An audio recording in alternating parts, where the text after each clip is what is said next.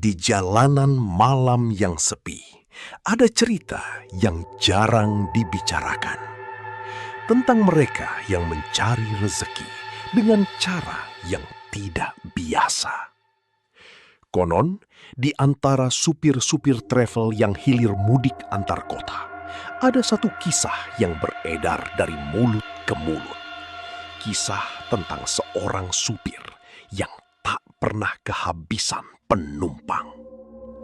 Setiap malam, mobilnya selalu penuh. Bahkan saat yang lain pulang dengan tangan kosong, ia justru membawa rezeki yang tak pernah putus. Namun, tidak semua penumpang itu manusia. Ada satu kursi yang konon tidak boleh kosong. Dan ada satu aturan yang tidak boleh dilanggar. Karena sekali saja aturan itu diabaikan, bukan hanya rezeki yang hilang, tapi juga nyawa. Ini bukan sekedar cerita. Ini adalah kisah yang dipercaya pernah terjadi di jalan-jalan yang mungkin sering kita lewati. Supir travel yang selalu dapat penumpang misterius. Dan semua bermula dari satu malam yang sepi. Malam itu, hujan turun rintik-rintik di terminal kecil pinggiran kota. Lampu-lampu redup memantul di genangan air, menciptakan bayangan yang membuat suasana terasa lebih dingin dari biasanya. Raka menyalakan rokoknya sambil bersandar di pintu mobil travel miliknya. Sudah hampir 2 jam ia menunggu penumpang, tapi belum ada satupun yang datang. Sepi banget, gumamnya pelan. Padahal biasanya jam segini masih ada saja penumpang dadakan. Tapi malam itu berbeda. Terminal hampir kosong. Hanya ada beberapa supir lain yang mulai menyerah dan memilih pulang. Salah satu dari mereka, Pak Darto, menghampiri Raka. "Rak, udah aja, gak ada penumpang malam ini," katanya sambil menepuk bahu Raka. Raka menghela napas. "Iya, Pak, sebentar lagi saya pulang." Pak Darto mengangguk lalu pergi. Tak lama kemudian, satu persatu mobil travel meninggalkan terminal. Tinggal Raka sendirian. Ia mematikan rokoknya dan bersiap masuk ke mobil. Tapi saat tangannya hendak membuka pintu, tiba-tiba, "Mas, masih ada kursi kosong." Raka menoleh cepat. Seorang pria berdiri di belakangnya. Entah sejak kapan dia ada di situ. Pria itu mengenakan jaket hitam lusuh. Wajahnya pucat dan matanya terlihat sayu. Air hujan menetes dari rambutnya. Tapi anehnya, bajunya tidak terlihat benar-benar basah. "Oh, iya, ada," jawab Raka agak ragu.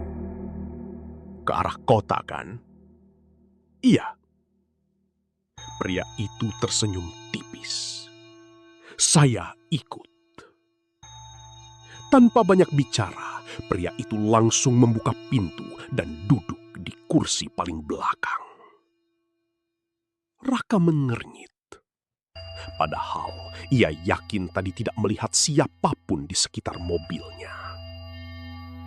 Mungkin saya aja yang gak sadar, pikirnya, mencoba menenangkan diri. Tak lama, 2 penumpang lain datang, lalu satu lagi. Dalam waktu 15 menit, mobil Raka yang tadi kosong tiba-tiba penuh. Bahkan melebihi biasanya. "Cepat banget," gumamnya heran. Ia melihat ke kaca spion. Kursi paling belakang. Pria berjaket hitam itu duduk diam, Kepalanya sedikit menunduk. Wajahnya tidak terlihat jelas. Ya sudahlah, kata Raka dalam hati.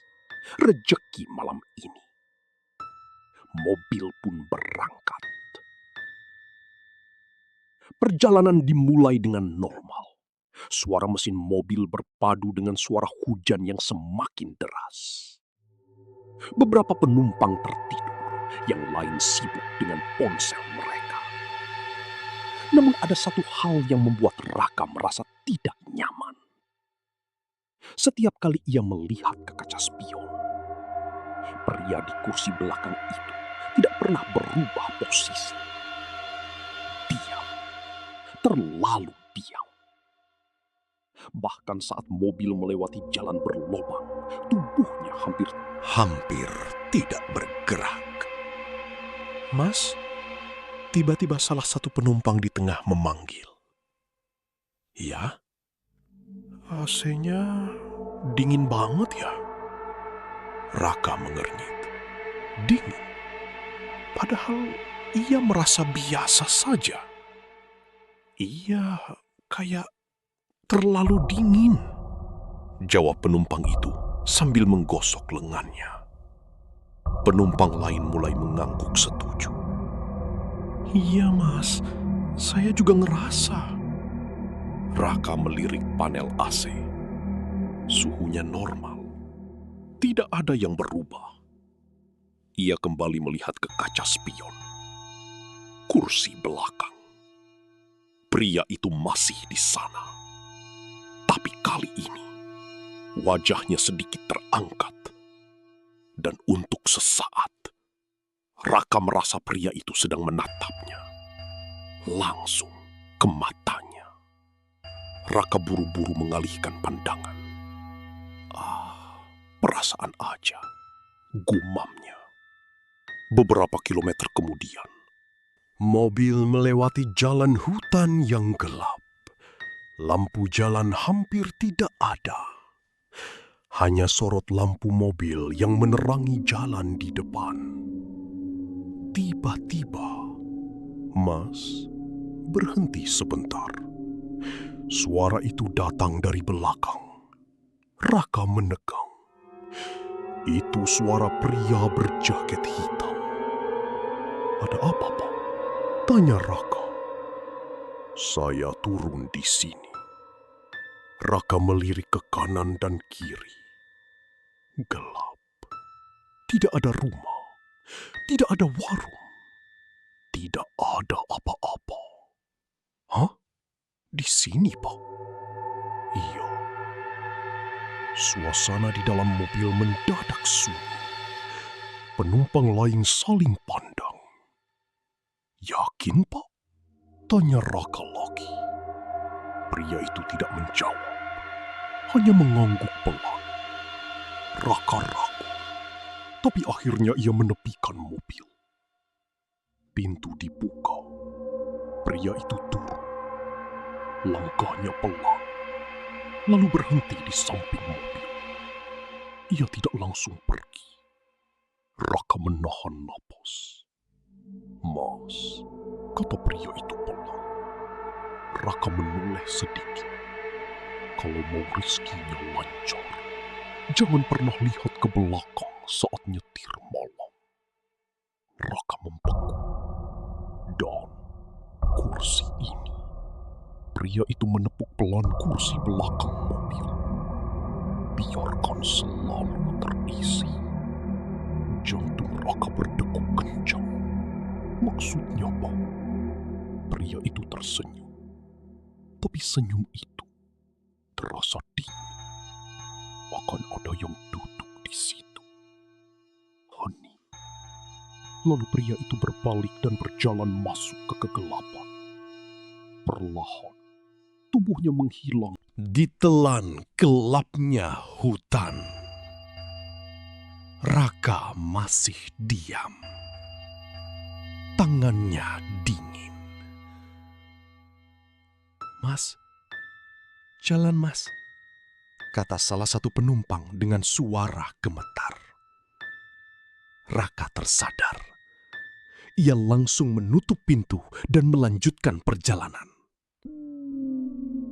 Beberapa menit kemudian, suasana di mobil terasa semakin aneh. Tidak ada yang bicara. Semua penumpang terlihat gelisah. Raka mencoba fokus ke jalan, tapi rasa penasaran mulai mengganggunya. Ia ingin memastikan sesuatu. Pelan-pelan, ia mengarahkan matanya ke kaca spion. Kursi belakang kosong. Tidak ada siapapun. Raka menghela napas lega. Tuh kan, cuma orang biasa, pikirnya. Namun, tiba-tiba salah satu penumpang berbisik pelan. "Mas." "Ya." "Itu di belakang siapa?" Darah Raka seakan berhenti mengalir. Ia kembali melihat ke kaca spion.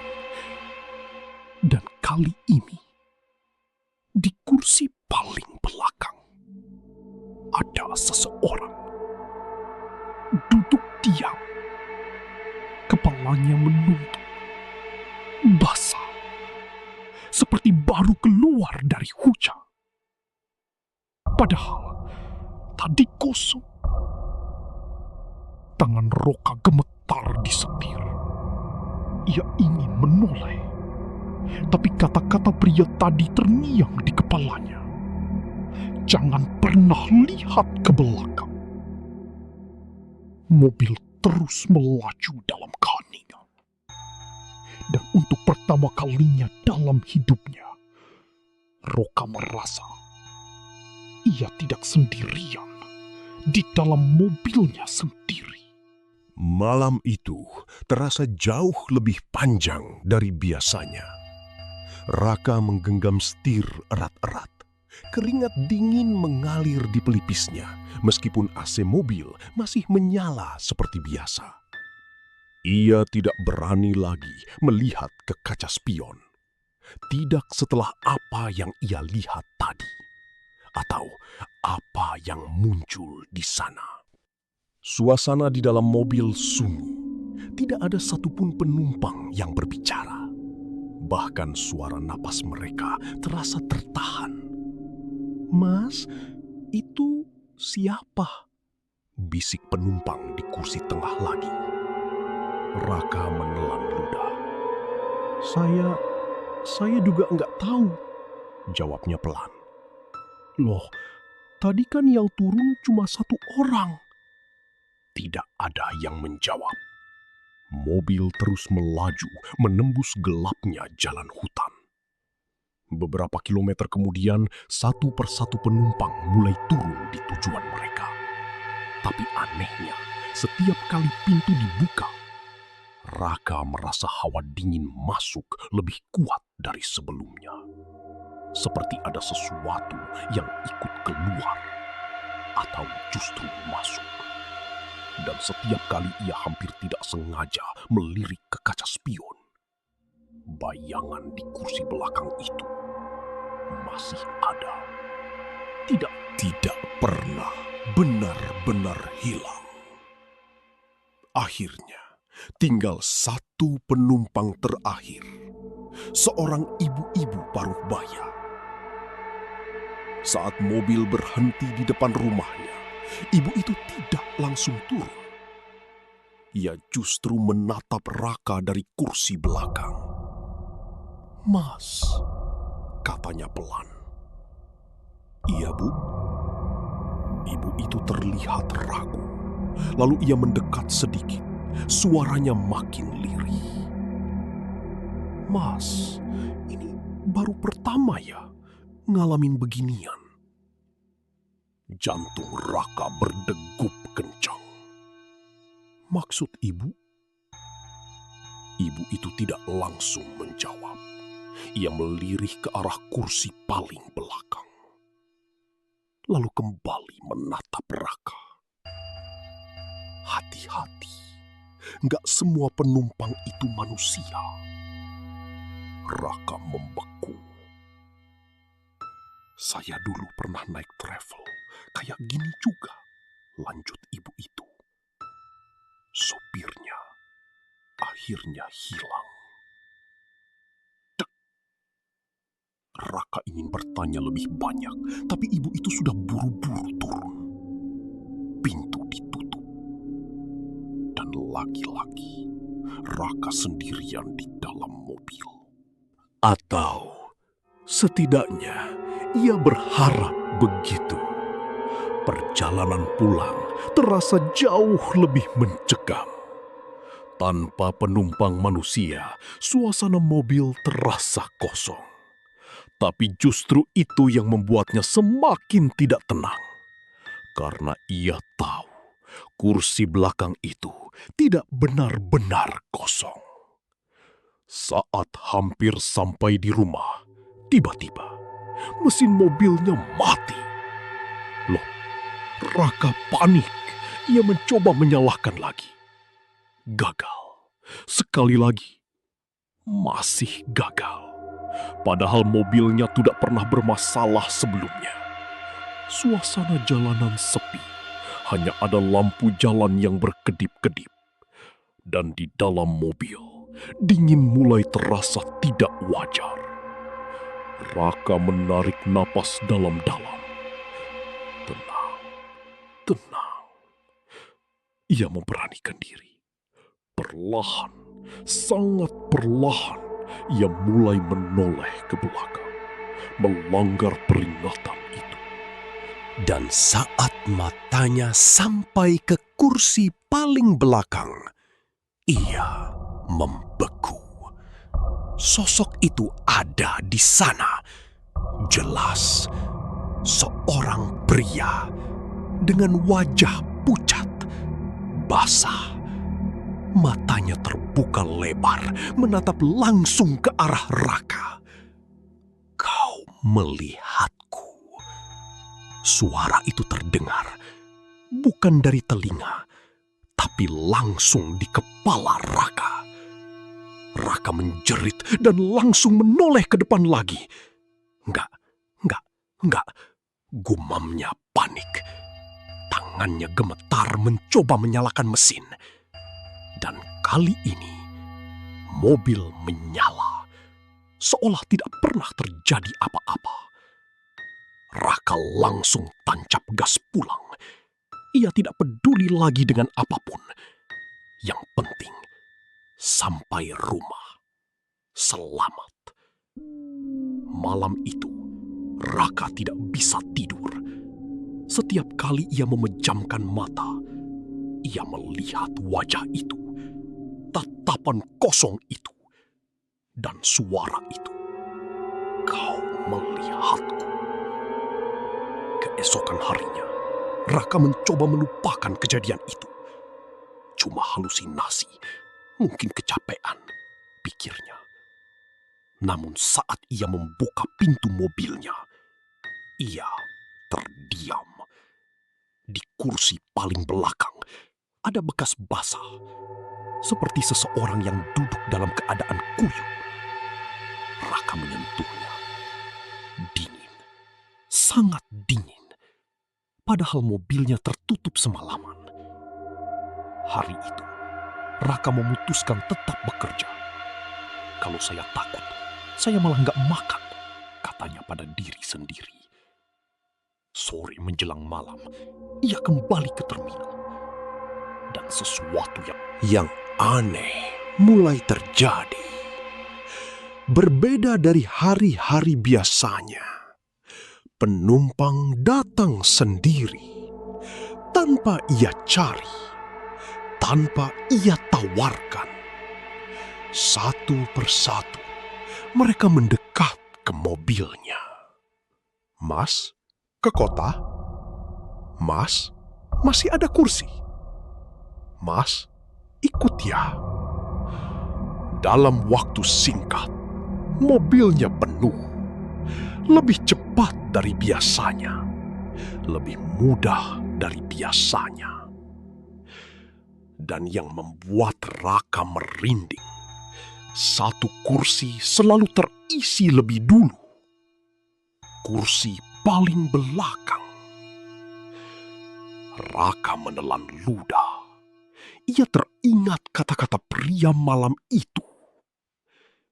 Biarkan selalu terisi. Apakah ini yang dimaksud? Perjalanan malam kedua dimulai. Dan kali ini Raka tidak lagi merasa sendirian.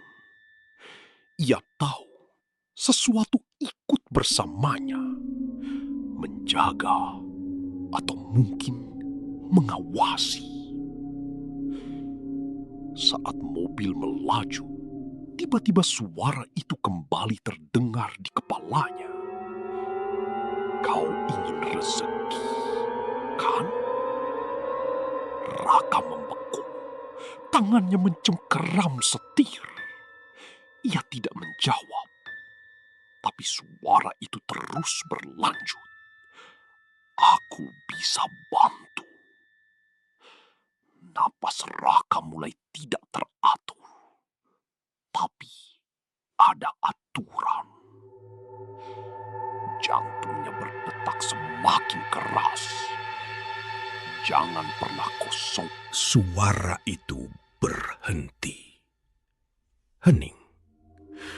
Raka menelan ludah. Ia mulai mengerti. Ini bukan kebetulan. Ini bukan sekedar kejadian aneh.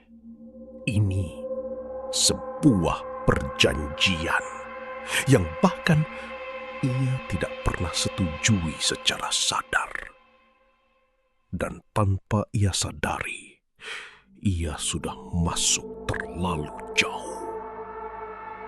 Di kaca spion, sosok di kursi belakang itu perlahan mengangkat kepala. Dan untuk pertama kalinya, ia tersenyum. Malam demi malam berlalu, dan sejak kejadian itu, hidup Raka berubah drastis. Sekarang, ia tidak pernah lagi menunggu penumpang lama di terminal. Setiap kali datang, orang-orang seperti sudah menunggunya. Mas Rakaya, ke kota? Mas, saya ikut ya. Mas, masih ada kursi. Padahal sebelumnya ia harus berteriak menawarkan jasa. Sekarang penumpang datang sendiri, tanpa dipanggil, tanpa dicari. Uang yang ia dapatkan pun meningkat, bahkan lebih dari 2 kali lipat. Dalam seminggu saja, ia sudah bisa menutup cicilan mobil yang biasanya membuatnya pusing. Teman-teman sesama sopir mulai heran. "Rak, kok bisa sih lo rame terus?" tanya Pak Darto suatu sore. Raka hanya tertawa kecil. "Lagi rezeki aja, Pak." Tapi di dalam hatinya, ia tahu ini bukan sekedar rezeki biasa. Karena setiap malam, kursi belakang itu tidak pernah kosong. Awalnya, Raka mencoba mengabaikan. Ia tidak pernah lagi melihat ke kaca spion terlalu lama. Ia tidak pernah menoleh ke belakang. Ia mengikuti aturan itu. Jangan lihat, jangan tanya. Dan semuanya berjalan lancar. Sampai suatu malam, sesuatu mulai berubah. Perjalanan itu awalnya normal. Penumpang penuh, cuaca cerah, tidak ada hujan, tidak ada hal aneh. Tapi saat mobil memasuki jalan sepi di pinggiran kota, Tiba-tiba, "Mas, berhenti!" Seorang penumpang di depan berteriak. Raka kaget, ia langsung mengerem. "Ada apa, Pak?" Penumpang itu menunjuk ke arah belakang dengan wajah pucat. Itu siapa?" Raka menegang. "Kenapa, Pak?" "Dari tadi dia duduk di situ, tapi saya nggak lihat dia naik." Suasana langsung kacau. Penumpang lain ikut menoleh, dan satu persatu wajah mereka berubah. Pucat, ketakutan. "Mas, ini siapa sih? Ini bukan penumpang kita. Mas, saya mau turun sekarang." Raka panik, tangannya gemetar di setir. Ia ingin tetap fokus ke depan. Ia ingin tidak melanggar aturan. "Turunkan kami, Mas! Tolong!" teriak penumpang.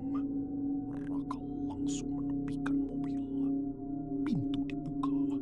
Semua penumpang turun dengan panik. Bahkan ada yang hampir jatuh karena terpukul. "Maaf, Mas, saya nggak mau lanjut," kata salah satu dari mereka sambil berlari menjauh. Dalam hitungan detik, mobil rak sepi, sunyi, kecuali satu di kursi paling belakang. Raka tidak berani bergerak. Tangannya masih di setir. Napasnya berat. Lalu suara itu kembali, langsung di kepalanya. "Kenapa kau biarkan mereka pergi?" Raka menutup mata. Aku nggak bisa," gumamnya. "Mereka takut. Ya, mereka takut." Lalu suara itu berubah, lebih dingin, lebih dalam. "Kau butuh mereka." Raka gemetar. "Tanpa mereka, kau tidak dapat apa-apa." "Cukup," bisik Raka. "Kau sudah mulai menikmati ini." Raka mengepalkan tangan. "Tidak, jangan bohong." Hening, sunyi. Tapi teriakan penumpang makin menjadi. "Mas, lihat itu!"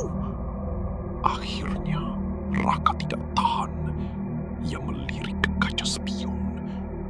Dan saat itu juga dadanya terasa seperti diremas. Sosok di kursi belakang tidak lagi diam. Kepalanya miring, matanya terbuka lebar, dan tersenyum.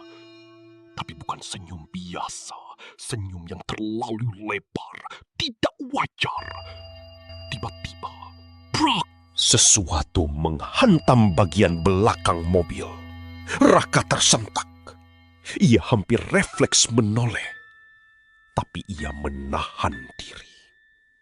Jangan lihat. Ulangnya dalam hati. Brak! Sekali lagi. Lebih keras. Mobilnya bergoyang sedikit. Seperti ada yang memukul dari dalam. Raka tidak tahan. Dengan perlahan, ia menoleh. Dan yang ia lihat membuat tubuhnya lemas. Sosok itu tidak lagi duduk. Ia berdiri di dalam mobil. Kepalanya hampir menyentuh plafon. Wajahnya sangat dekat. Terlalu dekat. Matanya menatap Raka tanpa berkedip. "Jangan buat aku marah." Raka menjerit. Ia langsung membuka pintu dan keluar dari mobil.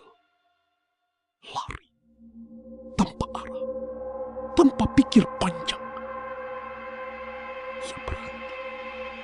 Nafasnya terengah-engah. Jalanan sepi. Tidak ada siapapun. Ia menoleh ke belakang.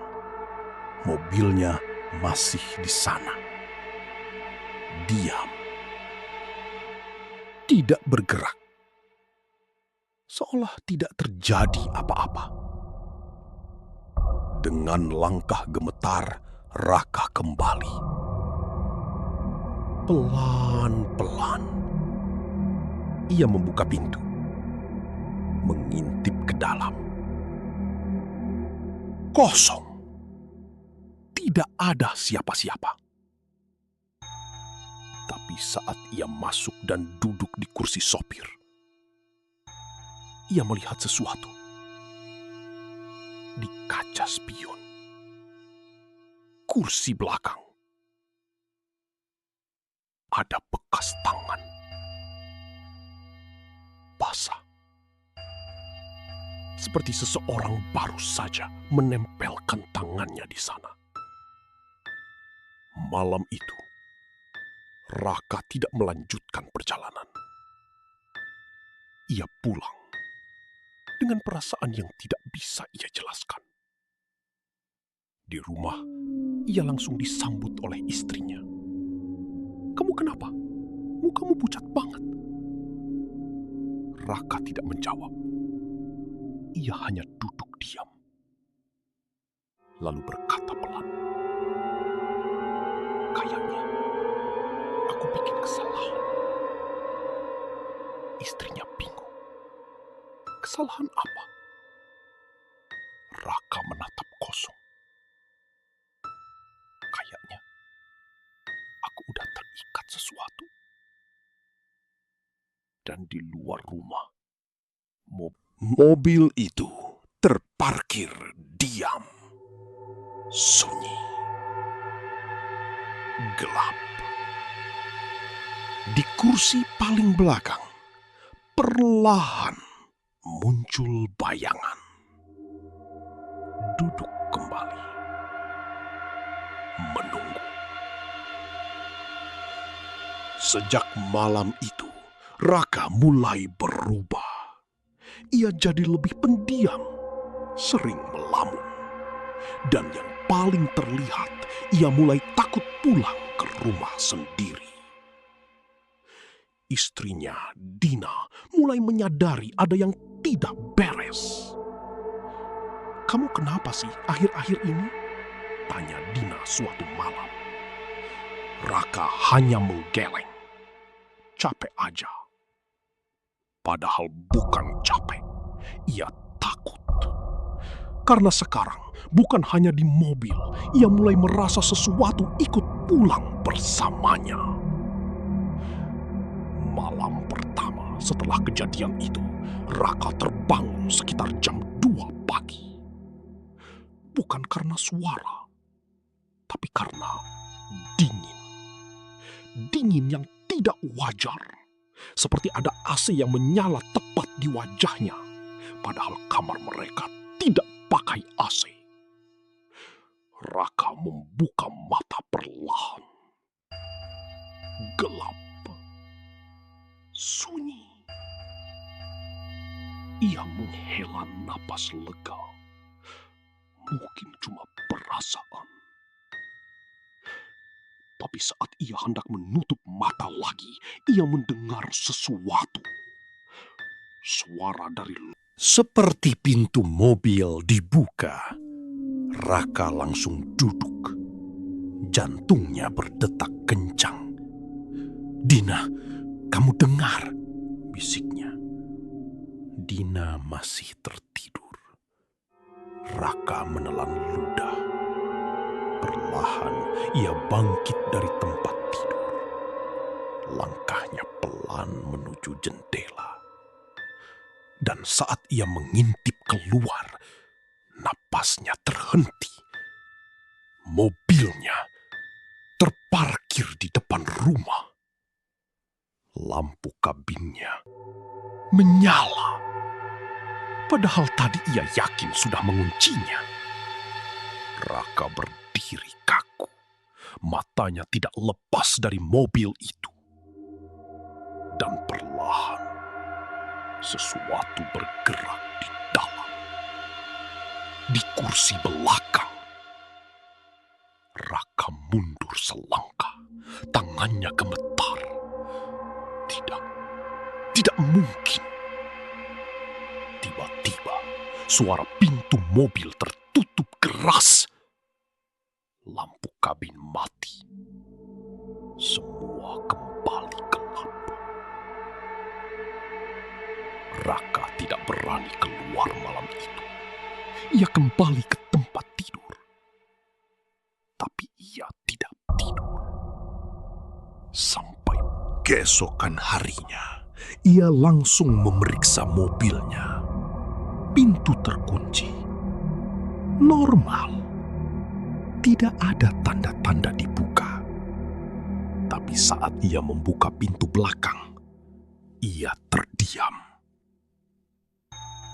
Di kursi itu, ada bekas dudukan. Seperti seseorang baru saja duduk lama. Dan bau lembab yang sama. "Mas?" Suara Dina membuat Raka terlonjak. "Kamu ngapain bengong di situ?" Raka buru-buru menutup pintu. Enggak apa-apa." Dina menatapnya curiga. "Kamu aneh deh." Hari itu, Raka memutuskan tidak narik. Ia butuh istirahat. Atau setidaknya, menjauh. Tapi ternyata, itu tidak semudah itu. Malamnya, saat mereka sedang makan, tiba-tiba Dina berhenti. Sendoknya jatuh. "Dengar enggak?" katanya pelan. Raka langsung menegang.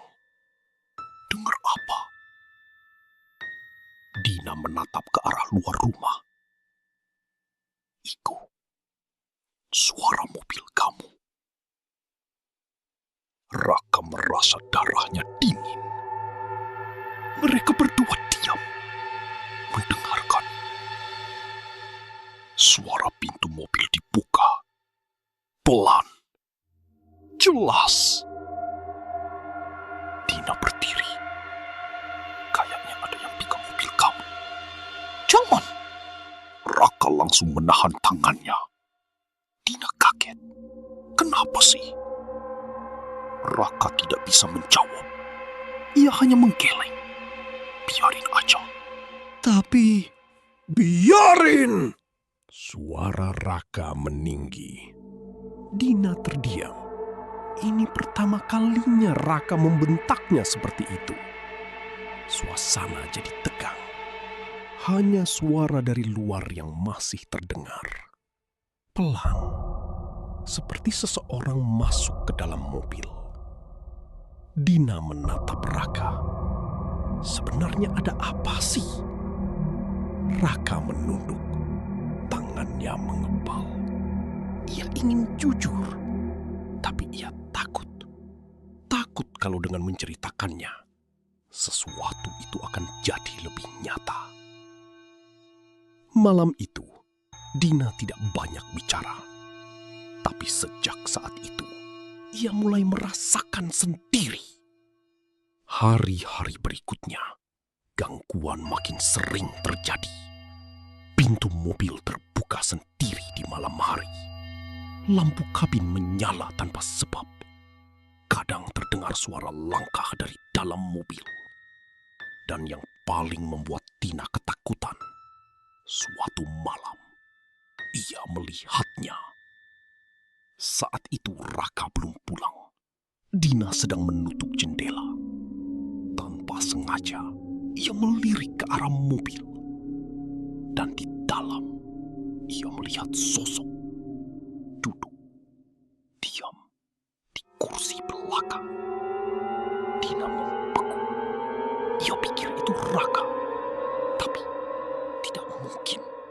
Karena Raka belum pulang. Perlahan, sosok itu mengangkat kepala dan menatap langsung ke arah Dina. Dina menjerit. Ia langsung mundur dan menutup jendela. Tangannya gemetar hebat. Air matanya keluar tanpa sadar. Beberapa menit kemudian, Raka pulang. Ia kaget melihat Dina dalam keadaan panik. Ada apa? Dina langsung memeluknya. Di mobil kamu ada orang. Raka terdiam. Ia tahu. Ia sudah tahu. Rak, itu siapa? Suara Dina bergetar. Raka menutup mata. Napasnya berat. Bukan orang. Dina langsung melepaskan pelukannya. Wajahnya pucat. Maksud kamu? Raka tidak menjawab. Dan malam itu, Dina ikut mendengar suara itu dari luar rumah.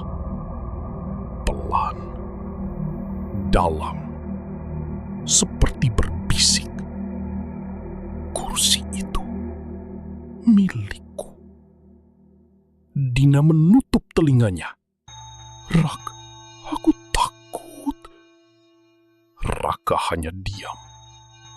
Karena ia sadar, ini sudah bukan lagi tentang dirinya saja. Sekarang, yang terlibat bukan hanya dia, tapi keluarganya. Dan sesuatu itu tidak suka berbagi. Di luar, mobil itu diam, seperti biasa.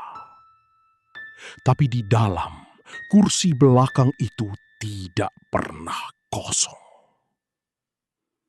Sejak Dina melihat sosok itu, rumah mereka tidak pernah benar-benar tenang lagi. Malam-malam berikutnya terasa lebih panjang, lebih dingin, dan lebih menekan. Dina mulai sulit tidur.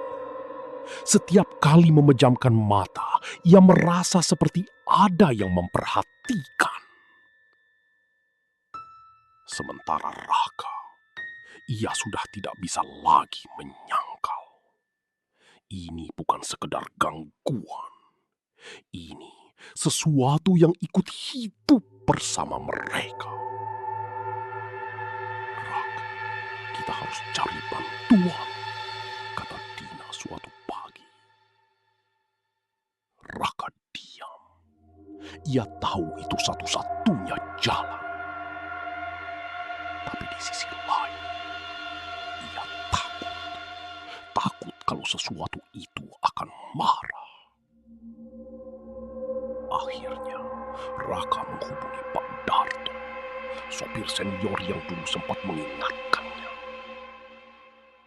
Pak, saya mau tanya sesuatu, kata Raka lewat telepon. Suara Pak Darto di ujung sana terdengar serius. Kamu sudah kenal ya, Raka?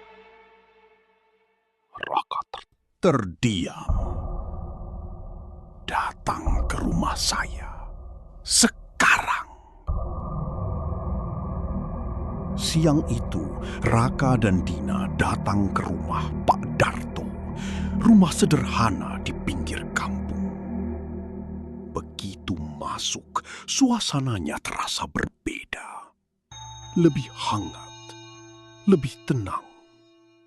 Seolah ada sesuatu yang melindungi tempat itu. Pak Darto menatap Raka lama. Kamu langgar aturan ya? Raka menunduk. Iya, Pak. Saya sempat lihat ke belakang. Pak Darto menghela napas panjang. Saya sudah duga. Dina bingung. Aturan apa, Pak? Pak Darto menatap Dina. Kursi belakang mobil suami kamu itu sudah diisi. Dina merinding. Maksudnya, diisi apa?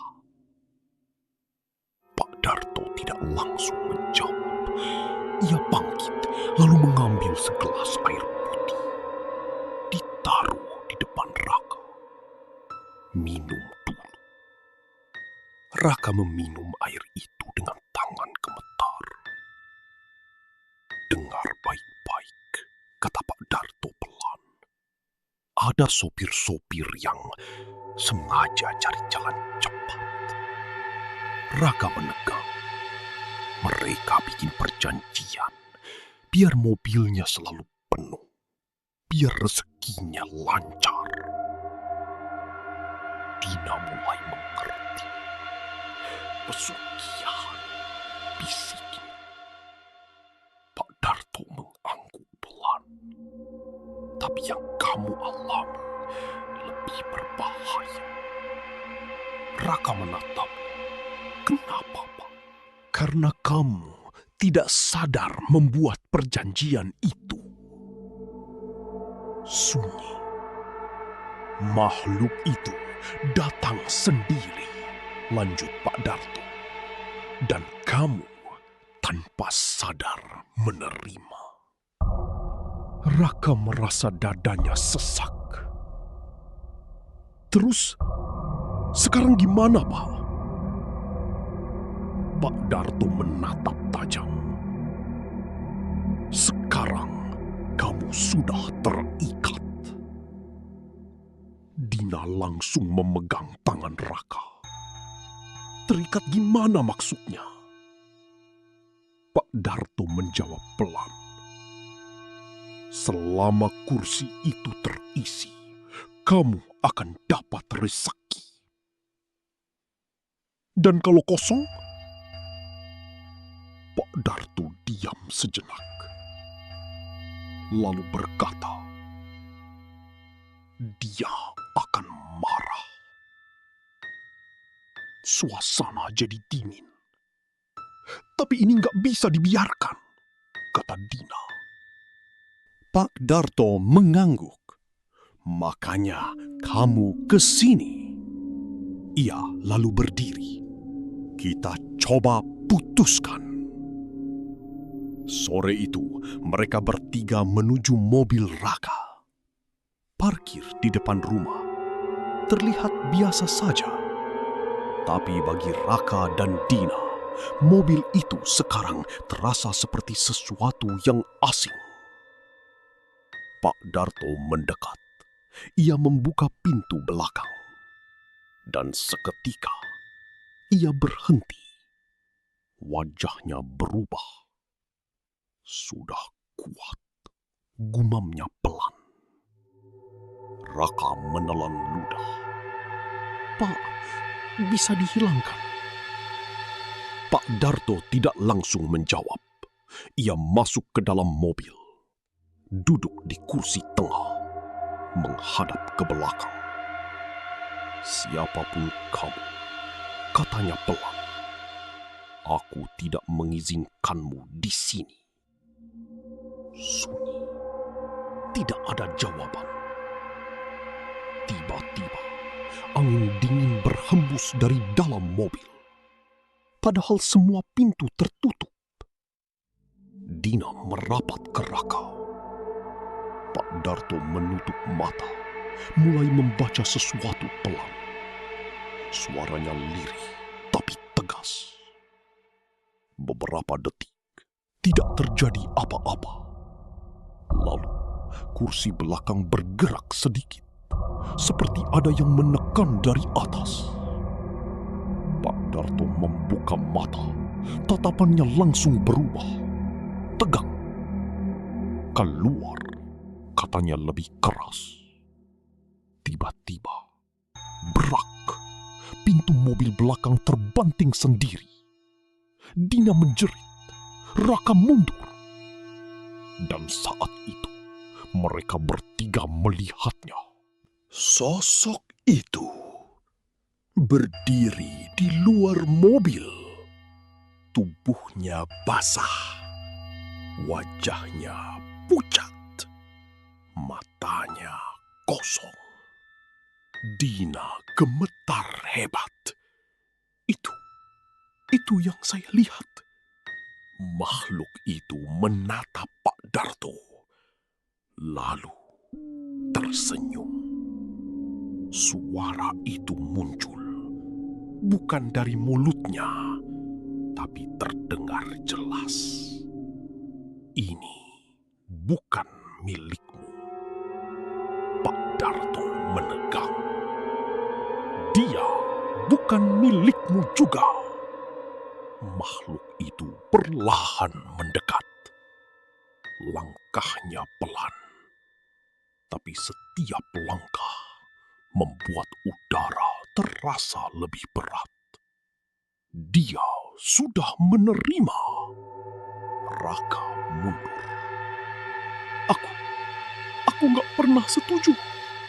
Makhluk itu menoleh ke arah Raka. Ekspresinya berubah. Marah. Kau melihatku. Raka membeku. Pak Darto berdiri di depan Raka, melindunginya. Cukup. Makhluk itu berhenti, menatap Pak Darto, lalu berkata, "Kalau kursi itu kosong, aku akan ambil penggantinya." Dina langsung menangis. Maksudnya apa? Pak Darto menelan ludah. Ia tahu. Ia mengerti maksudnya.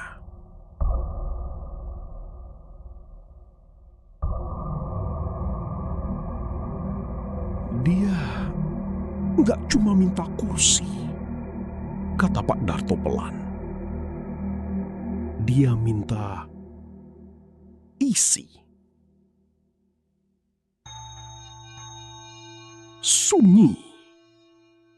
Makhluk itu perlahan mundur, lalu menghilang seperti ditelan udara. Semua kembali hening. Raka lemas. Ia jatuh terduduk.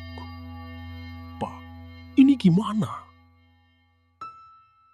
Pak Darto menatapnya dengan wajah serius. "Sekarang sudah jelas." "Apa, Pak?" Pak Darto menarik napas panjang, lalu berkata, "Kalau kamu berhenti narik, kalau kursi itu kosong." Ia menatap Raka dan Dina bergantian. Yang jadi pengganti bisa orang terdekat kamu. Dina langsung memegang perutnya. Matanya membesar. Orang terdekat. Pak Darto mengangguk pelan. Dan saat itu, Raka sadar. Ini bukan lagi soal dirinya. Ini soal siapa yang akan jadi korban berikutnya. Di belakang mereka, pintu mobil perlahan terbuka lagi dengan sendirinya. Dan kursi itu kembali siap menunggu. Sejak peringatan itu, hidup Raka berubah jadi mimpi buruk. Bukan lagi soal takut, tapi soal memilih. Kalimat Pak Darto terus terngiang di kepalanya. Kalau kursi itu kosong, yang jadi pengganti bisa orang terdekat kamu. Raka tidak berani berhenti narik. Setiap malam ia tetap jalan. Bukan karena ingin, tapi karena takut. Dan seperti yang dikatakan, mobilnya selalu penuh. Tidak pernah sepi. Bahkan lebih ramai dari sebelumnya.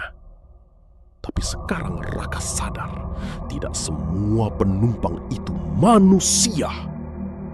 Kadang di kaca spion, ia melihat wajah-wajah yang tidak dikenalnya.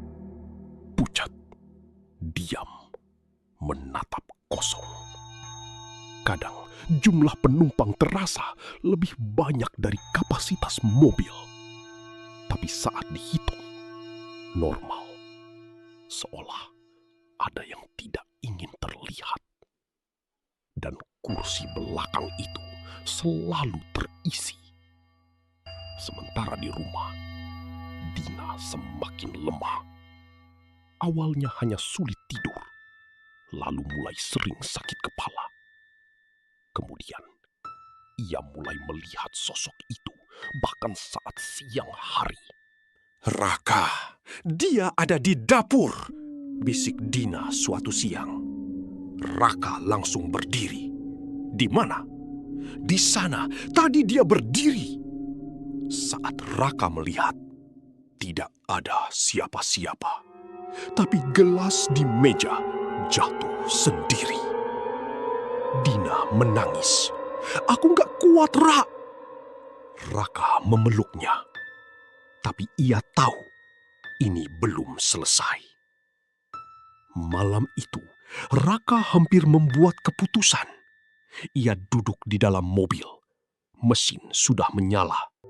Tapi ia tidak berangkat. Ia menatap kursi belakang lewat kaca spion. Kosong. Jantungnya berdetak cepat. Kalau aku berhenti sekarang, tangannya gemetar. Kalau aku kosongkan kursi ini, ia menutup mata. Tiba-tiba suara itu muncul lagi. Lebih dekat, lebih jelas. Coba saja. Raka membuka mata. Kaca spion kosong. Lihat apa yang terjadi. Raka menggertakkan gigi. "Cukup," bisiknya. Ia mematikan mesin mobil. Sunyi. Tidak terjadi apa-apa. Raka mulai bernapas lega. Mungkin bisa. Tapi tiba-tiba dari dalam rumah, Dina menjerit, "Raka, ah!" Raka langsung berlari masuk. Jantungnya hampir berhenti. Ia menemukan Dina di lantai. Tubuhnya gemetar. Wajahnya pucat. Matanya terbuka lebar, menatap sesuatu di belakang Raka. Dia marah, bisik Dina lemah. Raka perlahan menoleh. Dan di sana, di pintu rumah, sosok itu berdiri. Lebih jelas dari sebelumnya. Lebih dekat, lebih nyata. Tubuhnya basah. Air menetes ke lantai. Matanya menatap tajam ke arah Raka. "Aku sudah bilang." Udara terasa berat, sangat berat. "Jangan kosongkan kursiku." Raka langsung berdiri di depan Dina. "Jangan ganggu dia." Makhluk itu diam. Lalu perlahan tersenyum. Kalau bukan dia, ia melangkah masuk. "Siapa?" Raka gemetar. Aku yang tangguh." Makhluk itu berhenti, menatap Raka, lalu tertawa. Pelan, tapi mengerikan. "Kau pikir semudah itu?" Tiba-tiba lampu rumah mati. Gelap total. Dina menjerit. Raka mencoba meraba-raba. "Dina, pegang aku." Dalam gelap, suara langkah pelan mendekat. Kursi itu harus terisi. Suara itu tepat di dekat mereka sekarang. Raka merasakan sesuatu di belakangnya. Dingin. Sangat dingin. Seperti tangan menyentuh bahunya. Atau aku yang memilih. Raka langsung berbalik. Ia melihat wajah itu dari jarak sangat dekat. Wajah yang tidak manusiawi. Kulit pucat, mata hitam kosong, dan senyum yang terlalu lebar. Raka menjerit. Tiba-tiba, lampu menyala kembali. Sosok itu hilang. Dina pingsan. Raka langsung memeluknya. Air matanya jatuh. Maaf, maaf, bisiknya. Malam itu, Raka tidak punya pilihan lagi. Ia kembali ke mobil. Dengan tangan gemetar, ia duduk di kursi sopir, menyalakan mesin. Dan seperti biasa, tanpa ia panggil, penumpang mulai datang. Satu persatu. Tanpa banyak bicara. Dan terakhir, pintu belakang terbuka sendiri. Kursi itu kembali terisi. Raka menutup mata sejenak. Air matanya jatuh lagi. Ia tahu ia kalah. Untuk sekarang. Mobil pun berjalan, menembus malam. Dan di kaca spion, sosok itu duduk tenang, menatap Raka, seolah berkata, pilihanmu sudah jelas. Malam itu terasa berbeda. Tidak seperti biasanya. Tidak ada hujan. Tidak ada angin. Tapi suasana jauh lebih berat. Raka menyetir dalam diam. Tangannya sudah tidak lagi gemetar. Wajahnya kosong. Seperti seseorang yang sudah berhenti melawan. Di kaca spion, kursi belakang itu terisi seperti biasa. Sosok itu duduk tenang, menatap Raka. Tidak tersenyum, tidak marah, hanya menunggu. Penumpang malam itu penuh, tapi tidak ada satupun yang berbicara. Semua diam, seolah mereka tahu malam ini bukan malam biasa. Di kepala Raka hanya ada satu pikiran. Ini harus selesai. Ia teringat wajah Dina, tubuhnya yang semakin lemah, tatapan takutnya setiap malam. Kalau aku terus begini, gumam Raka pelan, dia yang akan diambil. Raka menggenggam setir lebih erat. Keputusan itu akhirnya datang. Mobil terus melaju. Satu persatu penumpang turun. Seperti biasa, tanpa masalah, tanpa kejadian aneh. Sampai akhirnya tinggal satu kursi. Kursi belakang. Kosong. Kursi itu kosong saat perjalanan belum selesai. Raka berhenti di pinggir jalan. Ia menarik napas panjang, lalu mematikan mesin. Hening. tidak terjadi apa-apa. Raka tersenyum tipis. Jadi harus begini ya. Ia membuka pintu, keluar dari mobil, lalu berjalan ke arah pintu belakang. Tangannya menyentuh gagang pintu. Dingin. Ia membuka pintu itu perlahan. Kursi kosong. Raka menatapnya lama, lalu berkata pelan, "Ambil aku aja." Sunyi. Tidak ada jawaban.